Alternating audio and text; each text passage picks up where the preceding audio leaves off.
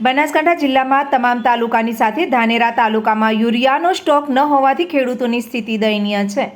ત્યારે વહેલી સવારથી વરસાદી માહોલ વચ્ચે ખેડૂતો યુરિયા ખાતર લેવા લાઇનમાં ઊભા છે। ધાનેરામાં અંદાજે 50 લાયન્સ ધારકો પૈકી એક જ જગ્યાએ એટલે કે જનતા બીજ કેન્દ્રમાં વેચાણ ચાલુ છે, જેમાં દરેક ખેડૂતોને 2 થી 3 બોરીનું વેચાણ ચાલુ છે। આજે 560 બોરીની આવક થતાં વેચાણ ચાલુ છે। જે સ્ટોક હશે ત્યાં સુધી જ વેચાણ શક્ય બનશે, બાકી ખેડૂતના લમણે ખાતર માટે ધર્મધક્કા જ છે એ નક્કી જ છે।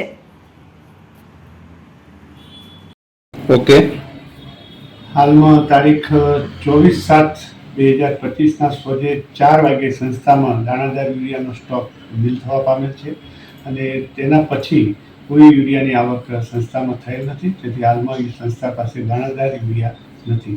જ્યારે આવક થશે ત્યારે ખેડૂતોને ક્રમવાઇઝ જેની આવકના પ્રમાણમાં વિતરણ કરવામાં આવશે। સાથે સાથે હું દરેક ખેડૂત ભાઈઓને વિનંતી કરું છું કે સરકારશ્રી મારફત એક નેનો યુરિયા પ્રોડક્ટ નવીન સંશોધન કરેલ છે, જે 1 બોરી દાણાદાર યુરિયા બરાબર 1 બોટલ કામ કરે છે અને સરકારશ્રી મારફત તેને સબસિડીમાં વેચાણ કરવામાં આવે છે।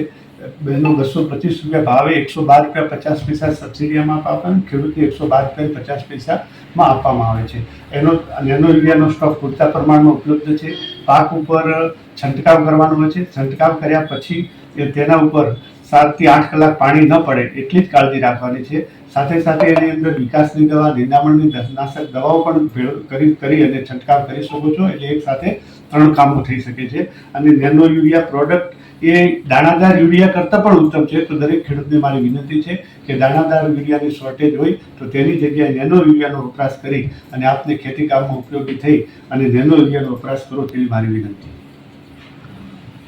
બોલો, મારું નામ છે નરસિંહભાઈ રાજાભાઈ ચૌધરી। ખરેખર આ મીડિયાના માધ્યમથી કહેવામાં આવે છે કે એ ધાનેરાની અંદર શરૂઆતથી આજે લગભગ 20 થી 25 દિવસથી પહેલાં ડીએપીની શોર્ટેજ, હાલ હવે એરિયાની શોર્ટેજ, એક બાજુ ખેતર ધોવાઈ ગયા, પાળા ફૂટી ગયા, બરાબર। ખેડૂતે બિયારણ 3 વખત પહેર્યા પણ હજુ સુધી કોઈ ફરક પડ્યો નથી। તો છતાં એરિયા લેવા આવે તો લોકોને લાઇનમાં ઊભું રહેવું પડે સાહેબ, બરાબર। સરકારને ખરેખર સાંભળવું જરૂરી છે।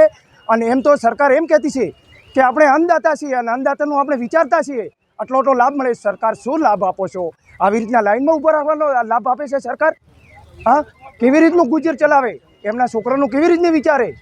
કશું વિચારતું કોઈ નથી, બરાબર।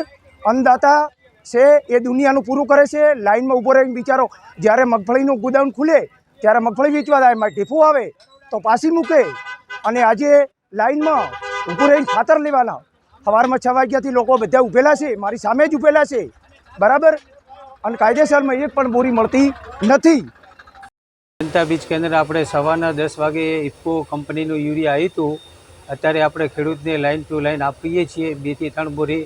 અને સરકારશ્રીને અમારી રજૂઆત કે ખેડૂતને અત્યારે બાજરીની અંદર, મગફળીની અંદર જરૂરિયાત છે, એટલે સરકારશ્રીને ધાનેરા તાલુકામાં જથ્થો વધારે ફાળવવામાં આવે અને સરકારના નિયમ પ્રમાણે અમે વેચાણ કરીએ છીએ જનતા બીજ કેન્દ્રમાં।